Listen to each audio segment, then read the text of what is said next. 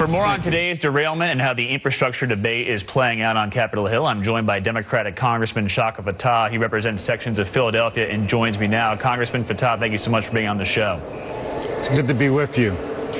I want to play a soundbite from House Speaker John Boehner. There's been this debate about Amtrak funding. It obviously came to fruition yesterday when over $250 million was cut in a committee vote. That obviously has not become the law yet because it still has to go through the House and eventually the Senate, but it's certainly got a lot of people fired up. I want to play what House Speaker John Boehner said and get your reaction on the other side. Are you really going to ask such a stupid question? Listen. You know, they started this yesterday. It's all about funding. It's all about funding. Well, obviously, it's not about funding. The train was going twice the speed limit. Adequate funds were there. No money's been cut from rail safety. And the House passed a bill earlier this spring to reauthorize Amtrak and authorize a lot of these programs. And it's hard for me to imagine that people take the bait on some of the nonsense that gets spewed around here. Sir, your reaction to Speaker Boehner? The president, along with the Department of Transportation, Amtrak, submitted a number to the Congress in February for $2.4 billion in capital and safety improvements. The Congress on yesterday decided to cut that by $1.3 billion, their request. Not only did they not go along with the increase, the Appropriations Committee decided to cut last year's number. That is the money that Amtrak was given last year. They cut that by $252 million. Now, this had nothing to do with this accident. This Appropriations Committee on Transportation was set weeks ago.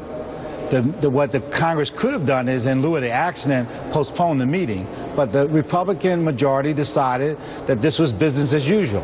And they've always, in every year that I've been here, they've attempted to cut Amtrak or have cut Amtrak. So this is not like a new issue that they have some concerns about federal investment in Amtrak.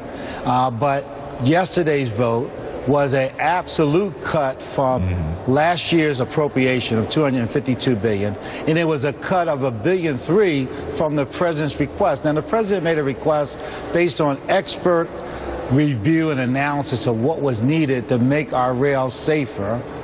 And we had a situation in Philadelphia where a train going around a curve derailed, apparently because it was going at twice the speed. The two are not connected, but it does raise the point, right, that positive train control, which is one of those safety mechanisms, which would be funded, would now not be funded if we cut this money. So nobody's trying to blame the Republicans for whatever happened with this train. This is not a blame game. And, you know, the point here is this is about a responsibility that we have as a Congress around making sure our bridges are safe, that our train tracks are safe, and that our ports and our airports are safe. And we have the World Economic Forum says America has now dropped the 12th in the world in terms of our transportation infrastructure.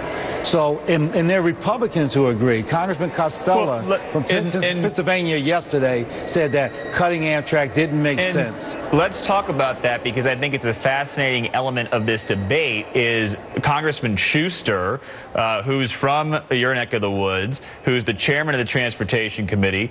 This authorization bill that Boehner points to, and this gets in the weeds a little bit, that this is important, it reauthorized Amtrak for the status quo funding for the next 4 years, $1.4 billion. It had bipartisan support. 316 people voted for it.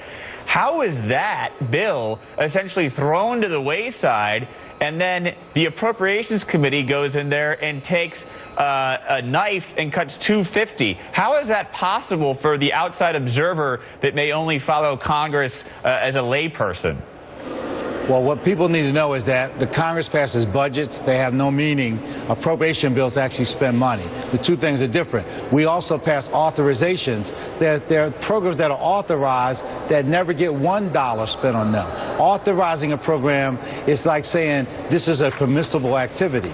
It doesn't actually move $1 into that program unless those of us, that's why I said there are Democrats and there are Republicans, and then there are appropriators. The appropriations process is a detailed process in which we go account by account and make actual decisions on spending money.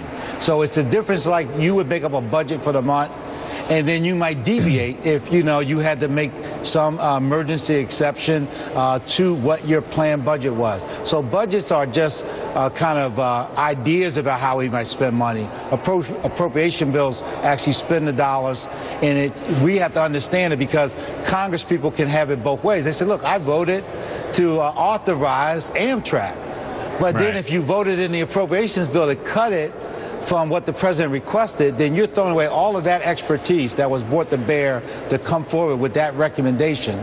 And then if you say, I don't agree that we're going to invest more, then if you then say, well, I'll flat fund it, that might be a reasonable position. They didn't do that yesterday. They cut last year's appropriation by $252 million. And that's what's so fascinating about this debate is there actually is bipartisan support for the funding, and specifically the funding to go back in the Northeast Corridor. It got 316 votes, but as you mentioned right there, the appropriations process sort of knocked it out. Real quickly to finish up with you, this obviously has had a huge human impact, but also an economic impact. What have you heard from your constituents regarding the lack of business that's been able to go through the city of Philadelphia due to this?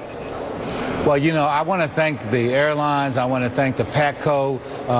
You know, and some of our bus companies are trying to compensate. But you're talking about an important economic corridor in our country between the financial markets in New York and the city of Philadelphia, and also our political capital of the world, Washington. That's why the Northeast Corridor is so important.